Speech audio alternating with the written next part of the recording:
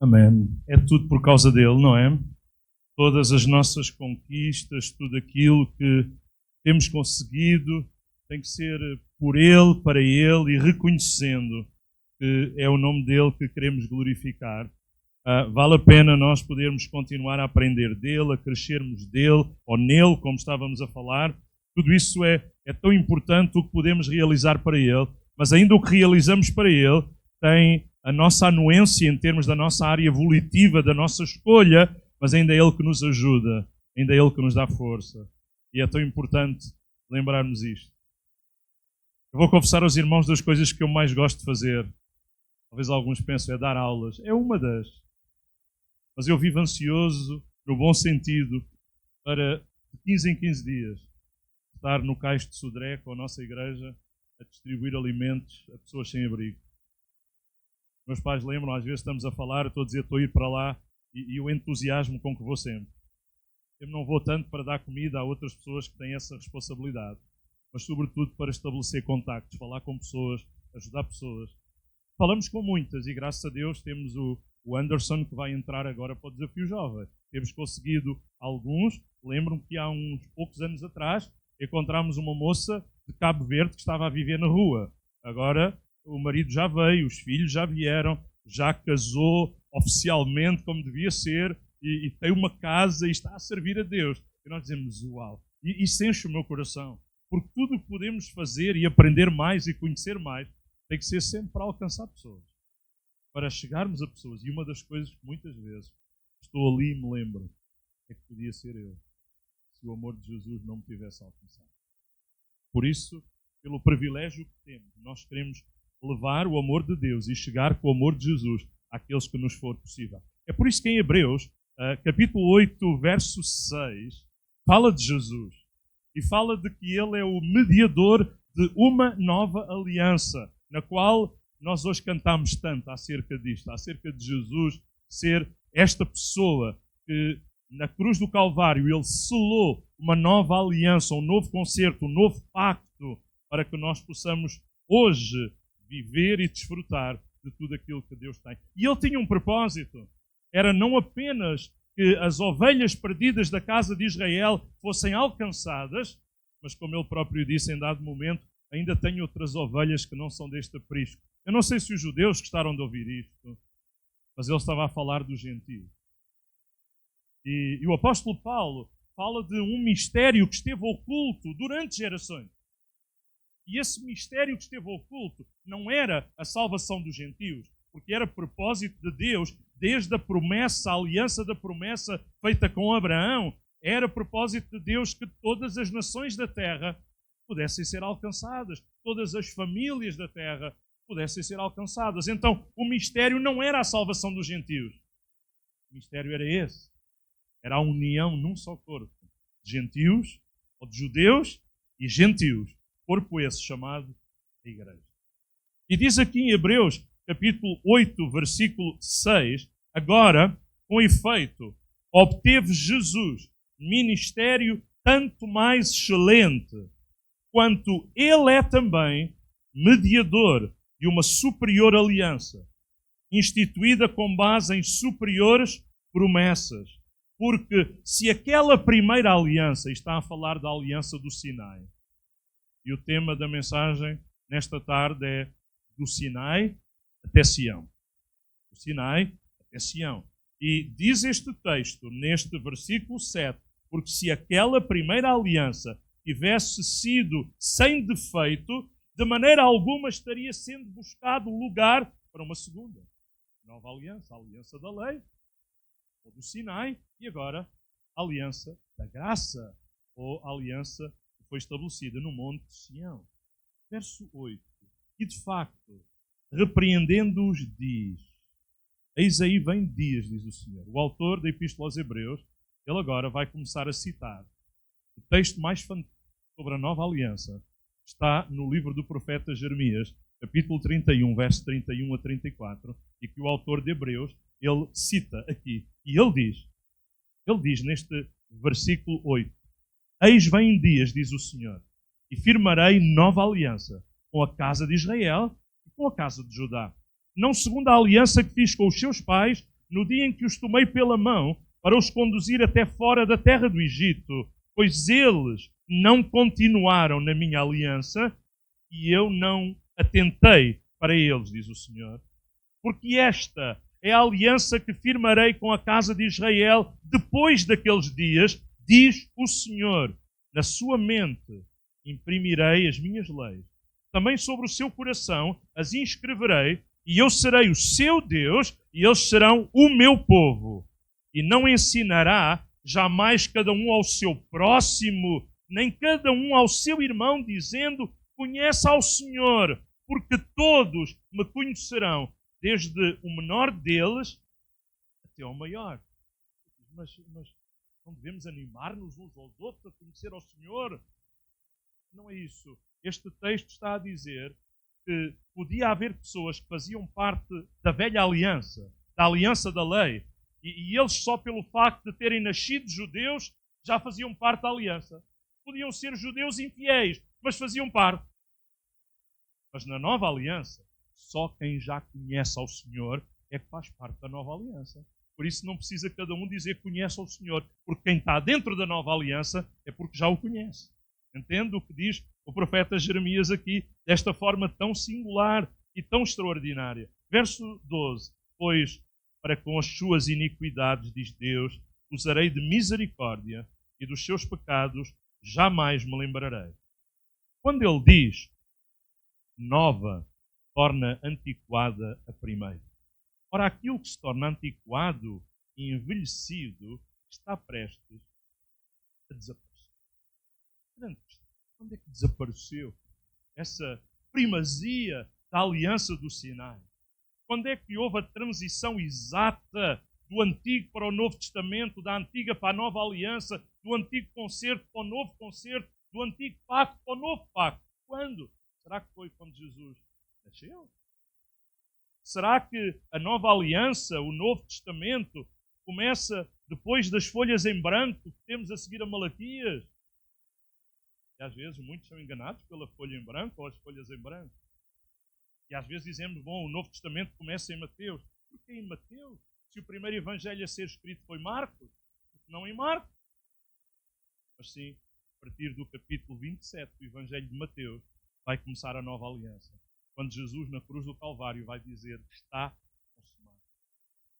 Quando celebramos a ceia do Senhor, e ainda nesta manhã, o pastor José Galvão estava a ler este texto lá em Orém, e estava a ler em 1 Coríntios capítulo 11, e em dado momento diz, esta é a nova aliança no meu sangue.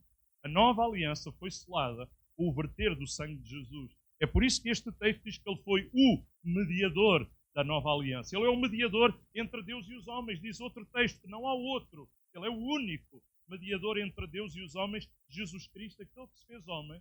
E é tão interessante. Ele que era Deus, quando ele encarnou e se fez homem, ele não diminuiu nada à sua natureza divina.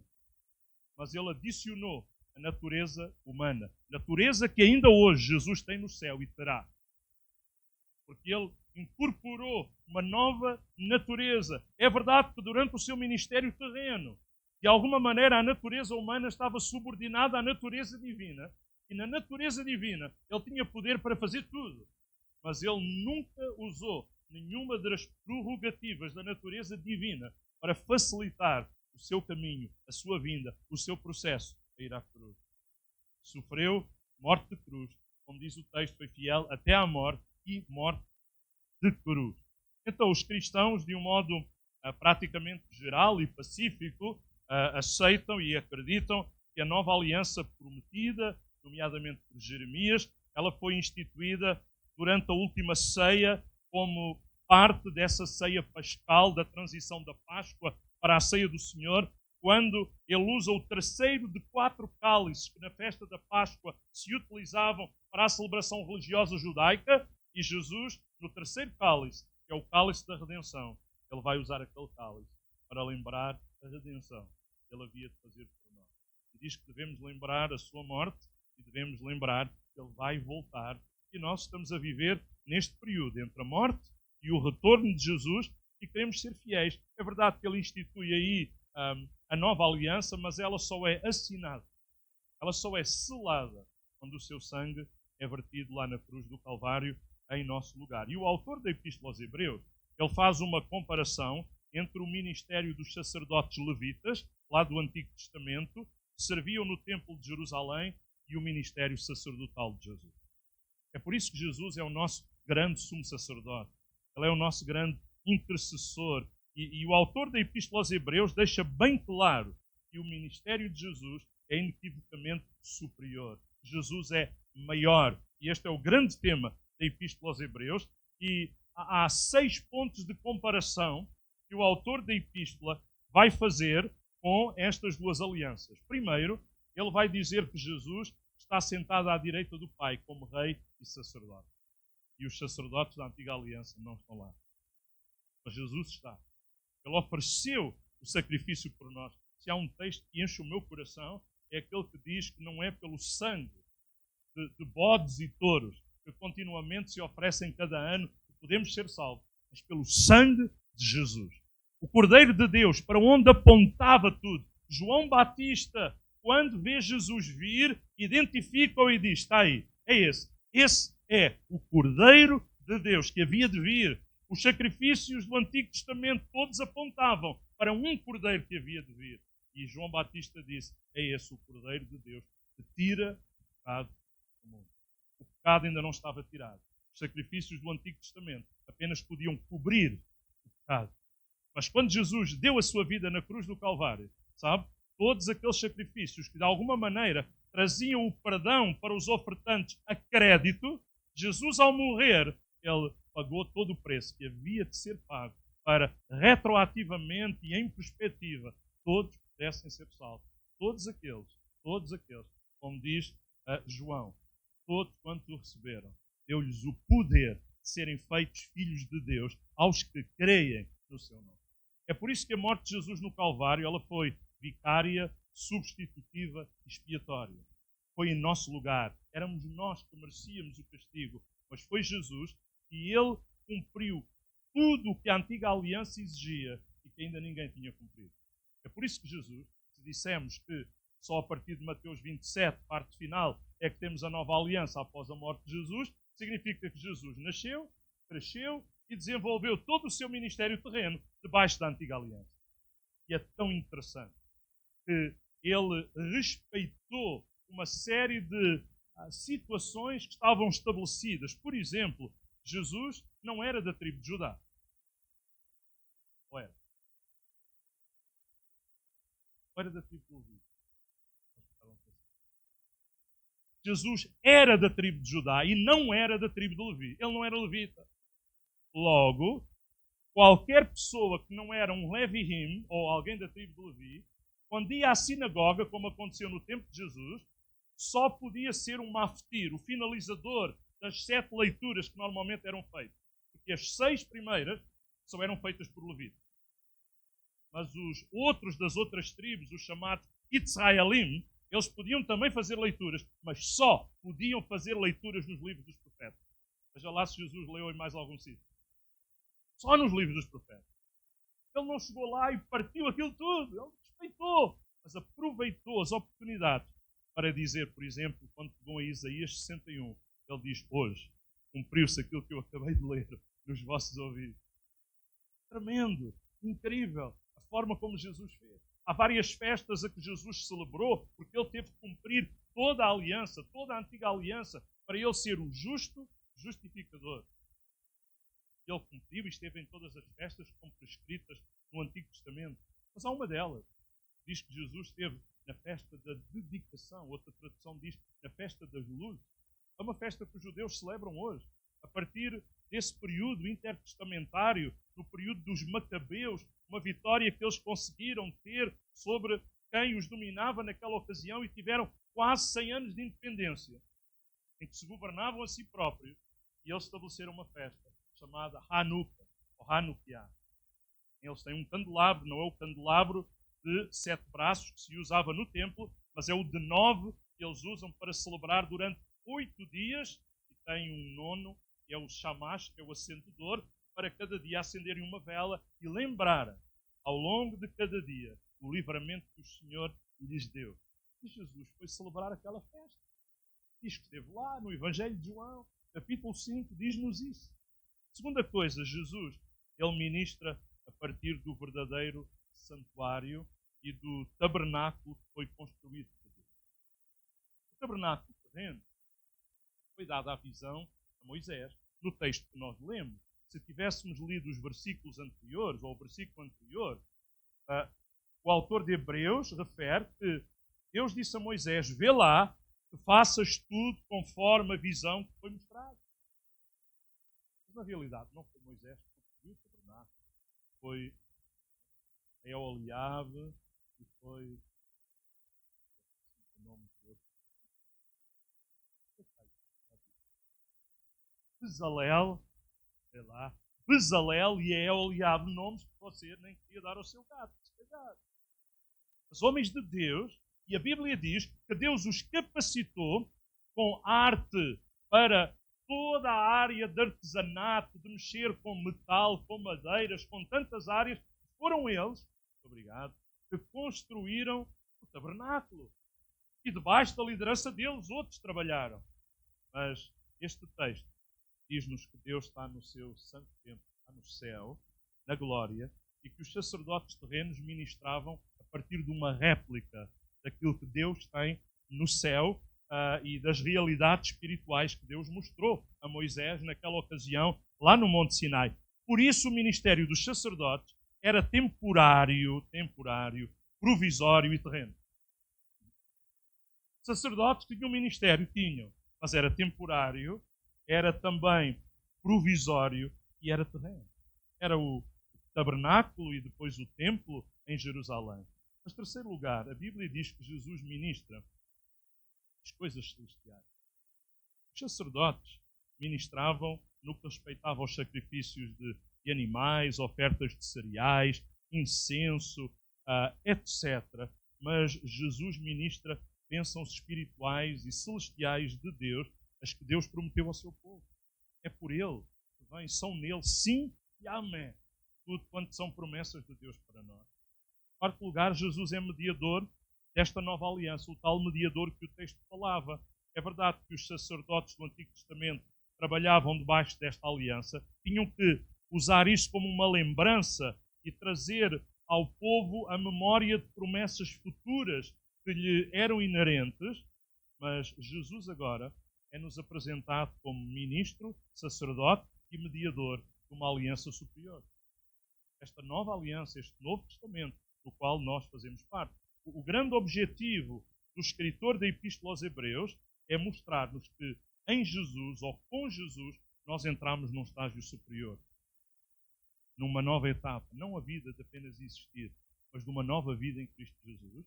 De uma vida cheia do Espírito Santo de Deus e um dia a vida eterna que nos está prometida. A ideia do autor aos Hebreus é ajudar-nos a entender que em Jesus há a plenitude e o cumprimento de todas as coisas. Só para que ninguém adormeça e a gente terminar nada. É bom viver na nova aliança, é bom cantarmos acerca daquilo que Jesus nos ganhou, é bom podermos dizer o quanto nós o amamos e quanto estamos gratos pelo que Ele fez e tomou o nosso lugar. Mas nunca vamos conseguir, nunca vamos conseguir ser tão gratos quanto Ele merece. Ficaremos sempre aquém. É por isso que temos aquilo que podemos chamar uma dívida de gratidão para com o que Ele fez por nós e em cada dia nós queremos lembrar que estamos gratos. Sabe, ao longo do Antigo Testamento nós descobrimos que Deus estabelece esta aliança com uma nação, a nação dos descendentes de Abraão, o povo de Israel, e Deus celebrou esta aliança primeiro. Deus, antes da aliança do Sinai, Deus celebra uma aliança com Abraão. Deus celebrou uma aliança com Abraão primeiramente, e tantas vezes nós temos no nosso ouvido aquela expressão que Deus renovou a aliança com Isaac, Abraão, Isaac. Esta é a aliança da graça, esta é a aliança da promessa. E no meio, e há vários textos em Hebreus que são perentórios, em que ipsis verbis, literalmente, a Bíblia diz que a aliança do Sinai, a aliança da lei, foi um apêndice. E que a nova aliança não é nada novo, no sentido de de que Deus teve que descobrir algo que não estava preparado para isso, não. Mas a nova aliança é exatamente a continuidade do que Deus já tinha prometido a Abraão. É por isso que Abraão é chamado o pai da fé. Da fé. E a fé vem antes da lei. E vai dizer sobre a aliança, aqui em Hebreus, que Deus estabelece com Abraão, e uma aliança que é aliança, não há nada que a possa anular. Significa que a aliança da lei não podia anular a aliança da graça que já tinha sido feita com Abraão. Mas a lei, diz também o autor da Epístola aos Hebreus, e nós podemos perguntar, então, para que é que serviu a lei? Há vários propósitos, mas isso exigiria aquela forma, como nós estamos a dizer, de estudar sistematicamente o assunto. Mas diz que a lei serviu como aio para nos levar a Cristo, como um tutor para nos levar a Cristo, como conter, de alguma maneira, a humanidade debaixo de alguma parametrização de vida. Mas finalmente chega Jesus. E é tão interessante que a Escritura diz que quando Deus celebra a aliança com Abraão, Deus disse que seria o seu Deus. E também Deus disse que ia protegê-los como nação. Deus disse que ia fazê-los prosperar. Deus disse que ia abençoá-los. Deus disse que ia cuidar deles e mais. Deus disse que se eles lhe fossem fiéis, ia livrá-los dos seus inimigos sempre. Mas algumas vezes os inimigos ganharam sobre eles. Significa que algumas vezes eles não foram. Eu citei há bocadinho aquele título deste livro, Vozes Mudas. Quer os profetas maiores, quer os profetas menores. Claro que a mudez é a condição de alguém que não fala, não pode expressar-se através de voz. E os profetas, eles proclamaram. Mas eles não foram ouvidos, eles não foram escutados, a sua voz não foi dada crédito. Parece até frustrante. E muitos deles, nomeadamente Oseias, e foi aquele que me coube neste projeto, ele tantas vezes vai ter que perceber nele próprio, na sua própria pele, uma lição objeto que Deus lhe impôs. Em que, simbolicamente, eles tinham que se lembrar que Deus era o marido de Israel, era a esposa. E que Deus, se era o marido, era o único Deus que eles podiam ter. Mas sempre que eles seguiram os deuses das nações, eles estavam a prostituir. Usando esta ideia de prostituição, de quebra, também de uma aliança, mas da aliança de casamento, por exemplo, mas neste caso da aliança condicional que Deus tinha feito com ele. Era condicional porque estava na base de uma condição de obediência. E ainda hoje Deus espera de nós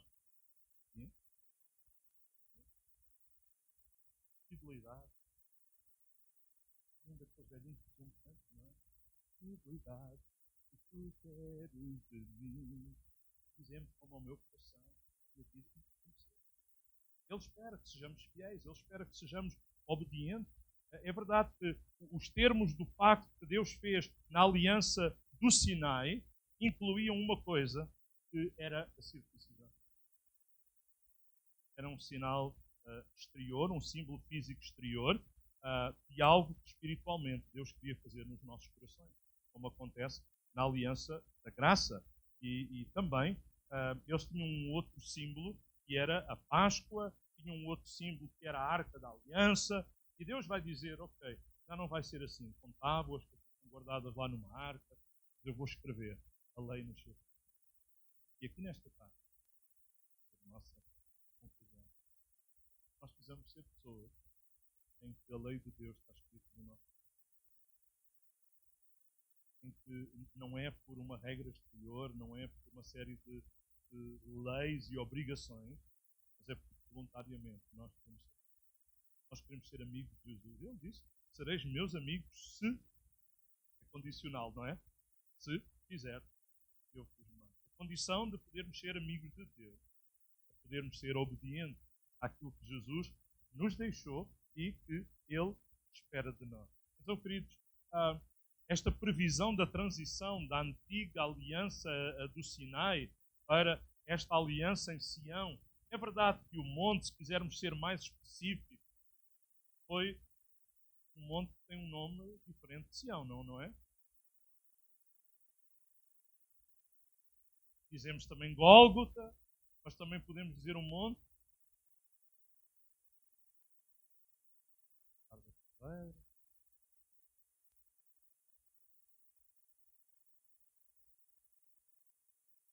Não havia um monte de sacos